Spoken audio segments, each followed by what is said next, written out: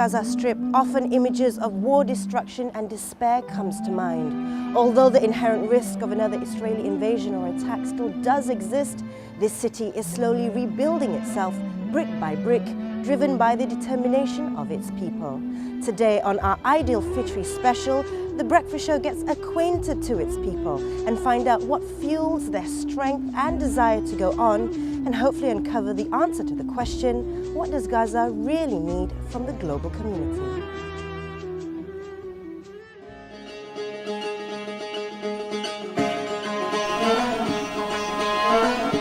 When we took on this assignment, we knew it would not be an easy one.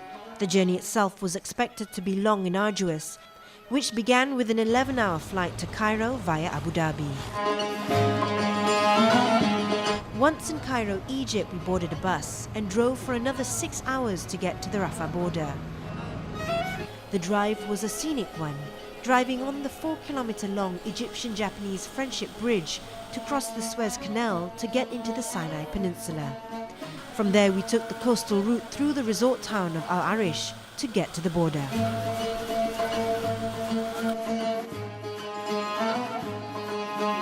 They say the journey from Cairo to Gaza can take anything between 5 to 10 hours, depending on traffic and your luck whenever you cross the checkpoints. Now, we've been on the road for 6 hours already. We've passed several Egyptian military checkpoints and we've been quite lucky. They say the hardest one is Rafah itself when you are entering Gaza. Now, we're in Arish, which is about 40 kilometers away from Rafah. It's a beautiful, clear day. The temperature is 21 degrees, clear sky, and I think it's just taking in how different the scenery and the atmosphere is from back home. Now, with 40 more kilometers to go and one more big checkpoint, I think we should just prepare ourselves and pray for the best.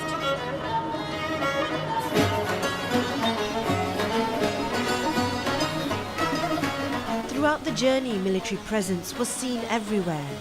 The relationship between the Egyptian government and Gazan ruling political party Hamas has always been a fragile one. Prior to 2011, the Rafah border was mainly closed to everyone except for humanitarian convoys, with an imposed ban on certain goods, including construction materials, household items and fuel. Today, the Rafah border is the gateway to the rest of the world for the Palestinians living within the Gaza Strip. It plays a vital role in the survival of the Palestinians and their vulnerable economy.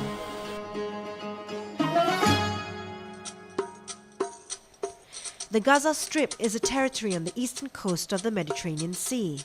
The strip is almost rectangular, bordered by Israel on the north and east.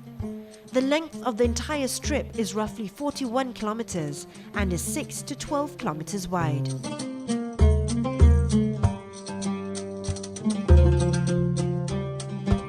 The total area of Gaza is 360 kilometers squared. The strip is smaller than the size of Singapore.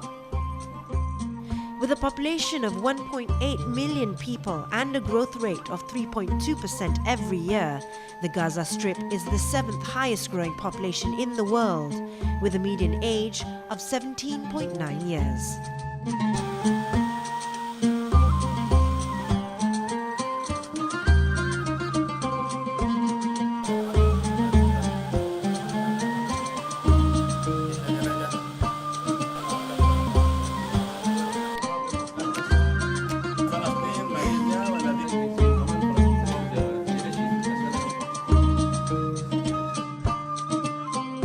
Alhamdulillah, after more than 24 hours of leaving Malaysia, we have finally arrived here in Gaza. Yes, it's been a long and tiring trip, but it was definitely worthwhile. And what made it even more moving and harrowing was the reception that we received from the Palestinians.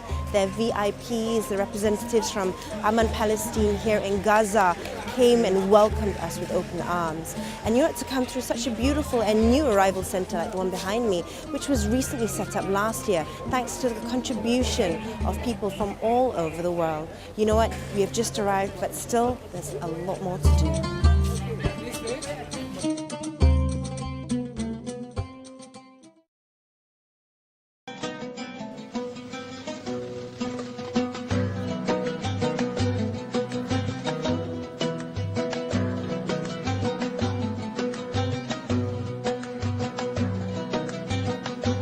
From the moment we arrived to the day we left, our short stay in Gaza was nothing less of a whirlwind. We visited the homes of war victims and refugees, paid our respect at bombed-out government buildings and national monuments. Every stop we made, we were greeted by a warm cup of coffee and dates to cleanse the palate. Used to being served sweet teas as a welcome drink back home, the bitterness of this fragrant black coffee caught us by surprise. But eventually the sweet scent and the slight hint of cardamom in the drink grew on us, and we began to look forward to the boost of energy the little drink would give us. To us, it became a humble symbol of the warm Gazan hospitality that we came to love and appreciate.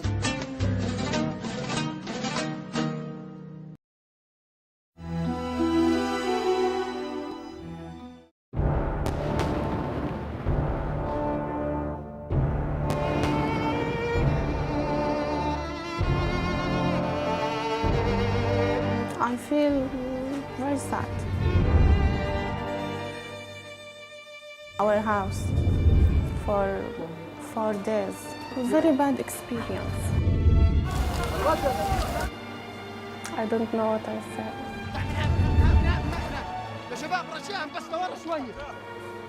In one word, it was very, I can't forget it. I can't. Say it to my son in the future. My hope destroyed. But life will continue.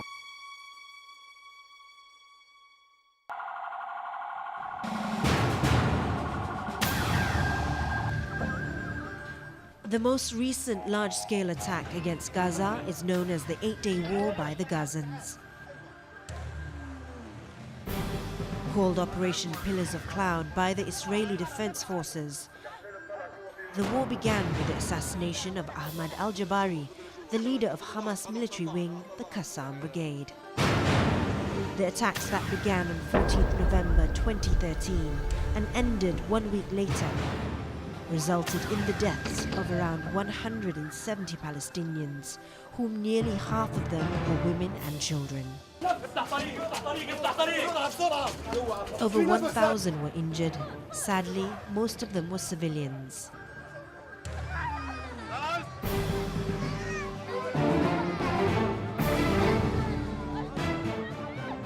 Blaming Palestinian resistance fighters, the Israeli Defense Forces used guided missiles to target buildings and areas they believed housed the fighters or were used as weapon storage. The truth was that 963 homes were destroyed in the attack.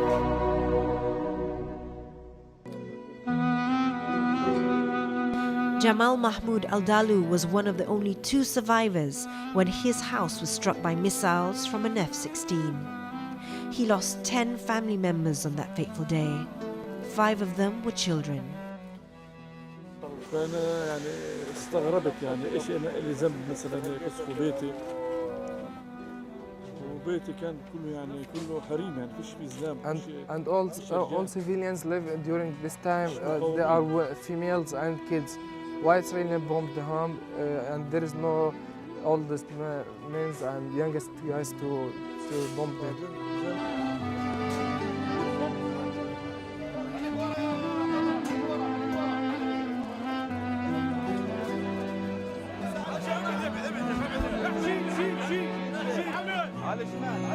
Many humanitarian organizations would argue that Israel deliberately violated international law, as it does so repeatedly in all of its attacks against Gaza.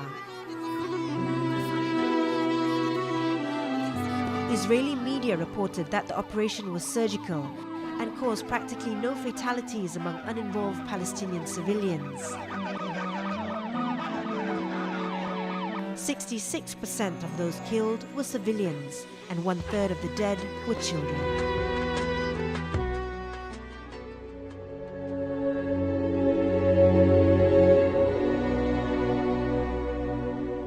The Ashuhada graveyard has been around since 1948. Although it did not start off as a graveyard for martyrs, it has since become the final resting place for all those who stood up for and fought for their Palestine. A few of the famous martyrs who are now resting here is the late Sheikh Ahmad Yassin, the founder and leader of Hamas, who was assassinated in 2004. There's Abdul Aziz Rantisi, another leader of Hamas, and one of the most recent is Ahmad al-Jabari, who is the leader of the Hamas Brigade, who was assassinated late last year. I asked the guide, how many martyrs are there buried here? His answer was simple: way too many.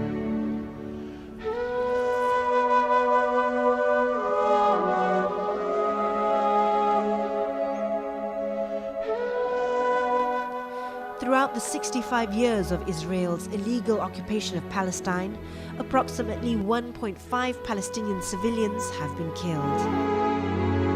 Posters and pictures of martyrs is a common sight around Gaza. But of all the posters in and around the city, one stands out and is seen the most. It is that of Sheikh Ahmad Yassin, spiritual leader, freedom fighter, and the founder of Hamas. Sheikh Yassin, a paraplegic who had been confined to a wheelchair since the age of 12, was assassinated at the age of 67 when an Israeli Apache helicopter fired a missile at him as he was being wheeled home from an early morning prayer.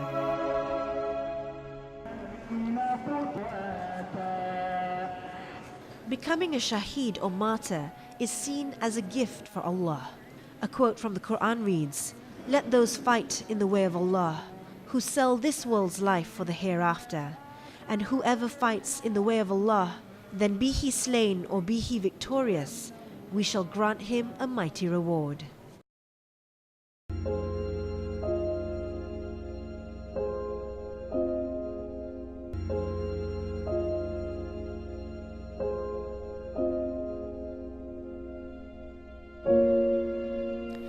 No one understood this more than the mother of martyrs, Maryam Farhat, otherwise known as Nidal, member of the Palestinian Legislative Council.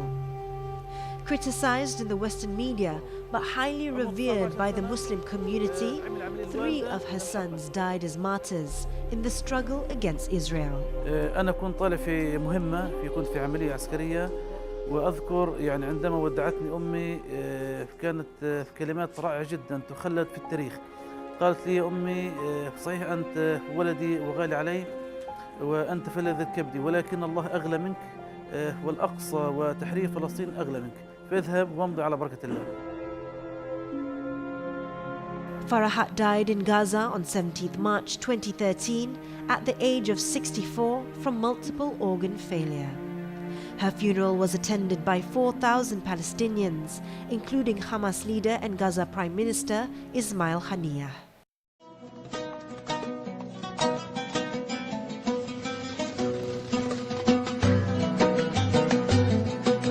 Amongst all the memories that we will take home with us from Gaza is a chance meeting with the Prime Minister of Gaza, Ismail Haniyeh.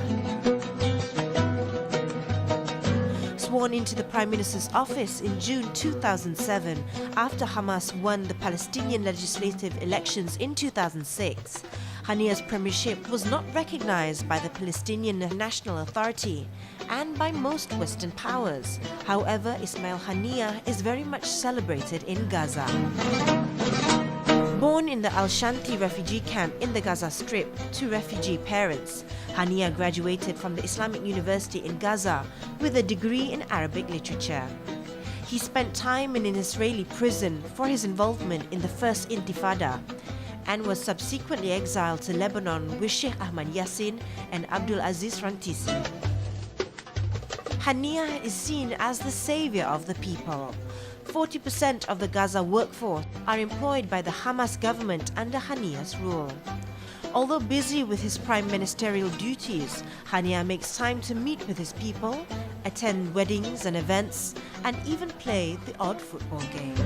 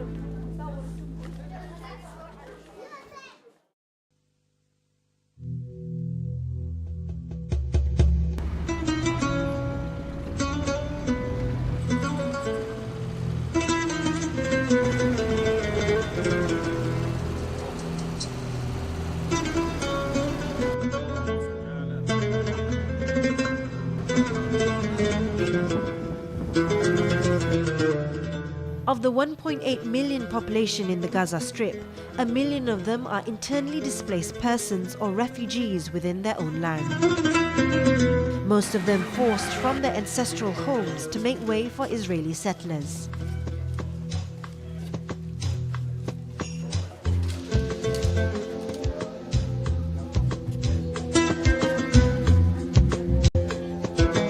Some 65% of these refugees are descendants of the 250,000 refugees who flooded into the territory in 1948 during the First Arab-Israel War.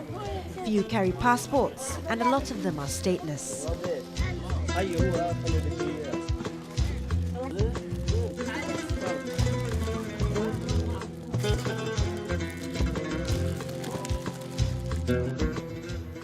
The loss of Palestinian land in the past 65 years has been devastating.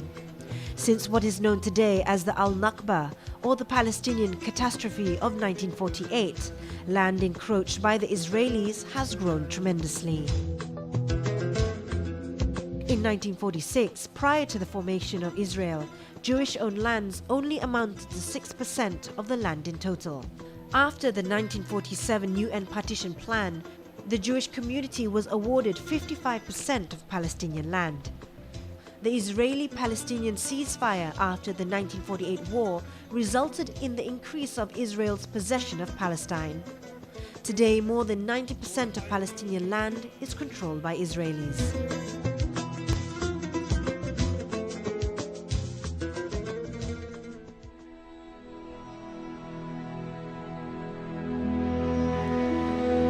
Families like the Abu Ghali family are the casualties of such a loss. They emigrated from historical Palestine in 1948, when the first Jewish settlers arrived. Single mother Najah lives in this small house built by the United Nations Relief Work Agency, together with her 7 children, alongside 2 other families.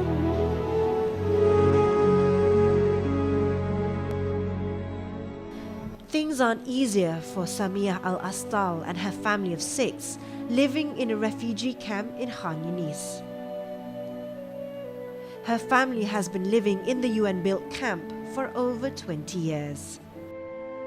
The typical monthly expenditure for a family this side in Gaza is 2,000 shekels, equivalent to 2,000 ringgit.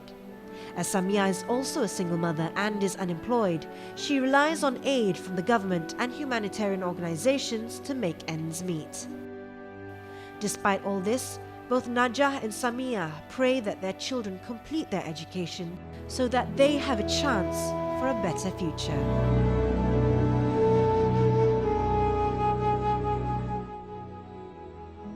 Assalamu alaikum. Meeting these families has been a humbling experience for me. Of course, looking at their living conditions, it may be, quite poor and quite sad, but what they all have is that innate strength, that inner strength all of them have. They're very welcoming, they're very grateful, and you feel so appreciated. But like I said, it's that hope and that inner strength that keeps them going, and it keeps us inspired.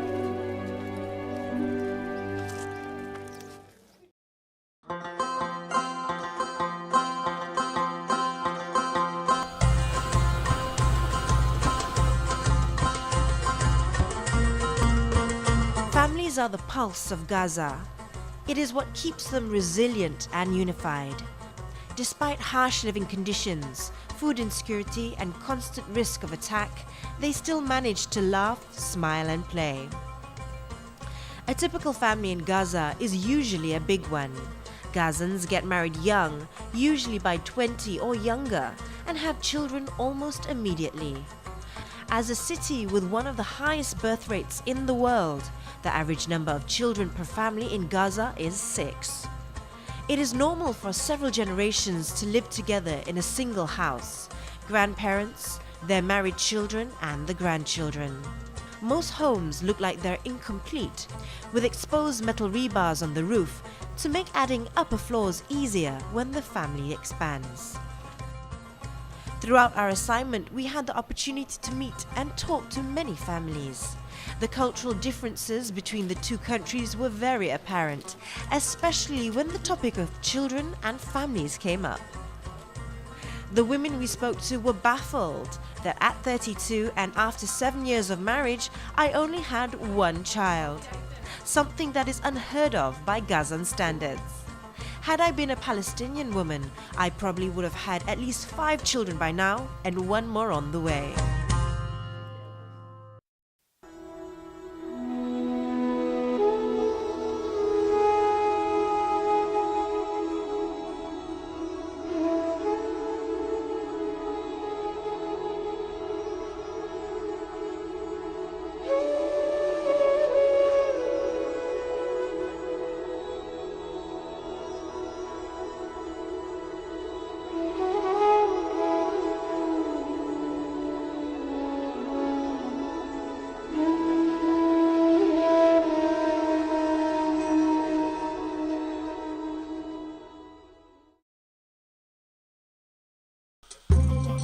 During times of ceasefire, people in Gaza try to live their life as normal as they can.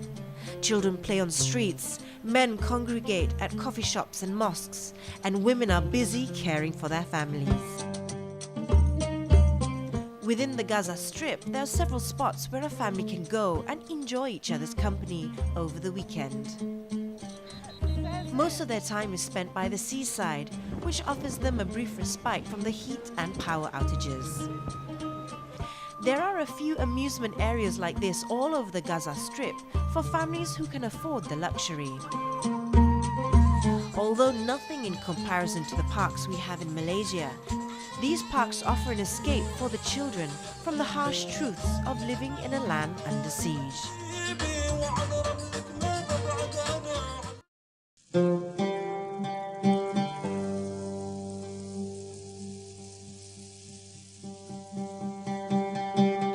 Education in Gaza is free, and most of the children have the opportunity to go to school. But the problem lies when they graduate. 34% of Gaza's workforce is unemployed, forcing 80% of families in the Strip to live off financial aid from the government or NGOs. Throughout the years, Israel has controlled Gaza's sea, land and air, and even more so since Hamas came into power 6 years ago. Israel and Egypt's restriction on the city are the cause of the deterioration of the economy. Since 1994, the blockade on Gaza's sea has restricted the movement of the fishing community from 20 nautical miles to 3 nautical miles, blocking off access to 85% of Gaza's fishing water. In the 90s, the Gaza fishing industry used to contribute 4% to the overall Palestinian economy and was worth $10 million annually. Since the beginning of the sea blockade in 2007, the Palestinian fishing revenue decreased by 7,000 metric tons, equivalent to $26.5 million. It is estimated that the Gazan fishermen need to travel 12 to 15 nautical miles offshore to catch larger shoals of fish. The shoals of fish closer to shore have all depleted. There have been numerous efforts to break the sea blockade throughout the years. The most recent attempt was the unfortunate Gaza Freedom Flotilla.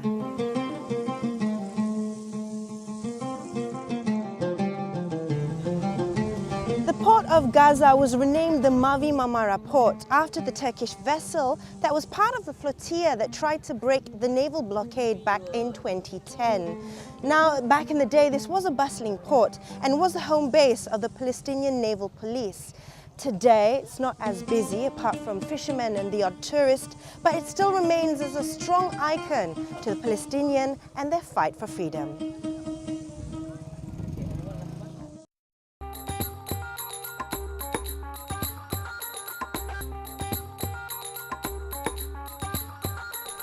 Traditionally, Palestinian cuisine is a fusion of the cultures and civilization that settled on historic Palestine. It is similar to the food of neighboring countries like Lebanon, Egypt and Jordan. Gaza, being a seaside town, fish used to be the staple. But since the naval blockade enforced by the Israeli regime, fish is becoming a precious commodity. Despite all these shortages, the Gaza hospitality prevailed once again. Throughout our stay there, the breakfast show crew, together with the other members of the Malaysian delegation, were treated to generous meals serving fish, meats, rice and the staple of Gaza, bread. During an exchange session between the Malaysian doctors in our delegation and doctors from Gaza held in a restaurant in the Strip, we were given the opportunity to sample several dishes popular in Gaza. The meal often starts with a serving of tabun flatbread with several types of dips like zibdia. Then came the main meal of fish and rice. Fish is typically served grilled or fried in Gaza and seasoned with a mix of herbs and spices like cilantro, garlic, red peppers and cumin. We were both honored and moved to be treated to a meal this lavish, a feast truly fit for a king.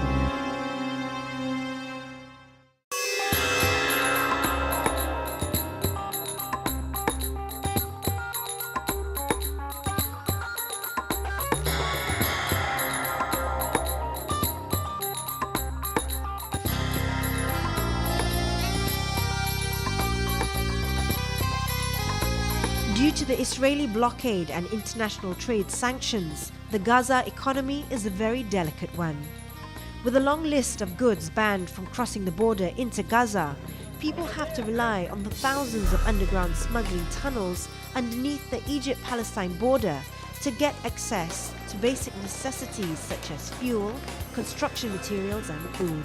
We need everything here in Palestine. While we suffer under the siege, we have one connection to the outside, to the world. It's through the Rafah crossing only.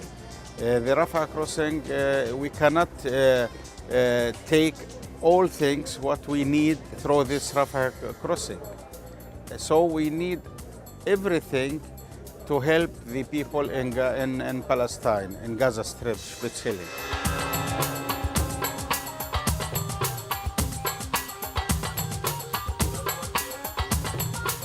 The unrest in Egypt has taken a humanitarian and economic toll on an economy already weakened by the blockade. Every time the Egyptian Authority decides to block the underground tunnels and close the Rafah border, it has a domino effect on the Gazan economy and the people. This causes a hike in fuel, which then has an effect on not just the transportation, but on almost every industry. Even the hospitals in Gaza rely on smuggled fuel for their power generators.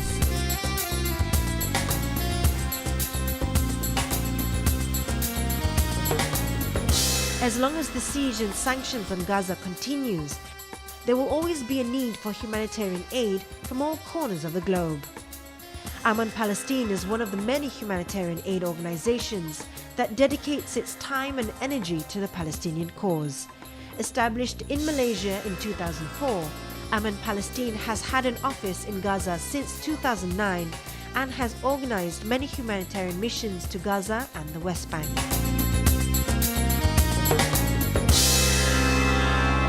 Sebab Amidst Palestin di bumi Gaza supaya kita lebih mudah untuk menyalurkan segala bentuk bantuan dan melaksanakan setiap projek yang yang diharapkan oleh rakyat Malaysia. Dan untuk setakat ini kita telah melaksanakan banyak projek yang kita bahagikan pada tiga keadaan, tiga sektor. Pertamanya sektor ekonomi dan juga sektor pembangunan dan juga kemasyarakatan.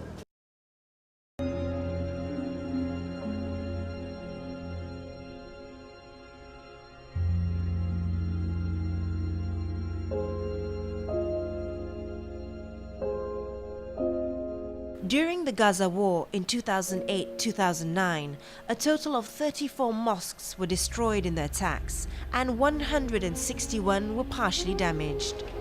As a conservative Muslim community which relies on mosques as more than a place of worship, this took a toll on the people. Answering this call for need, Amidst Palestine took it upon themselves to help rebuild one of the 34 mosques on the donations received by Malaysians. For 4 years, the residents along the lane of Abbasan Al-Jadida in Khan Yunis carried out their daily prayers in a makeshift hut built only days after the Al-Qassam Mosque was destroyed. Once completed, the new Al-Qassam Mosque will be 500 square meters big and will be able to accommodate a congregation of 3,000 people.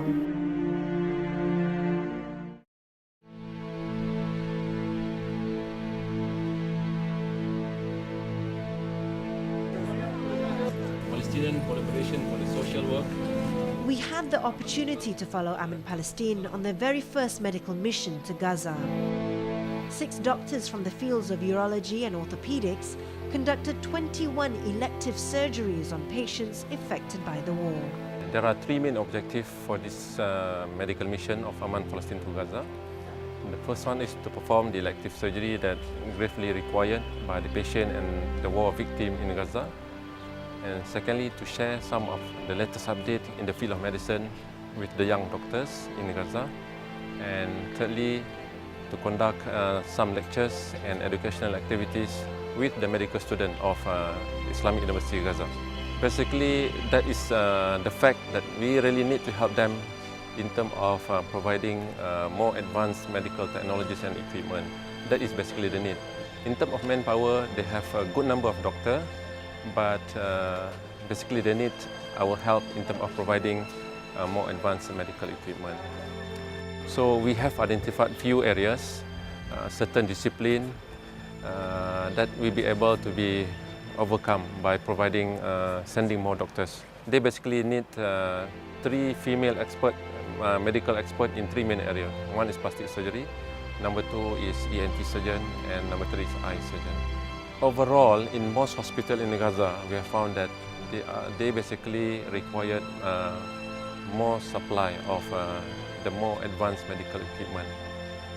One of the main reasons is because of the blockage, the siege, and number 2 because of financial. So this is the main area. If we can provide more financial support to them, I think the future of the practice in terms of medical practice in Gaza will be very good.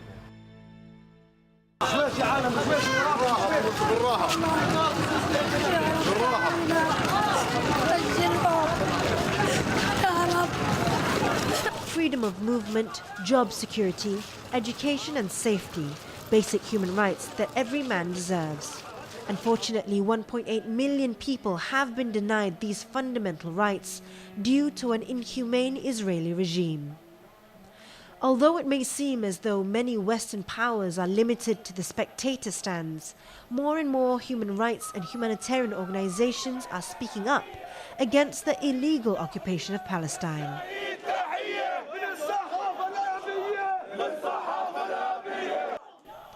But one thing fuels this movement more than anything else: the strength and faith of the Palestinian people and their desire to live life free. Maybe I have many hopes. First hope that our prisoners get their freedom, our wounded get the adequate help that would enable them again to live, to integrate in their society, to have their dignity come back. Maybe I have a hope for Gaza to end, that this siege, this unfair siege ends, and again we can travel freely, we can smell the air of freedom here in Gaza.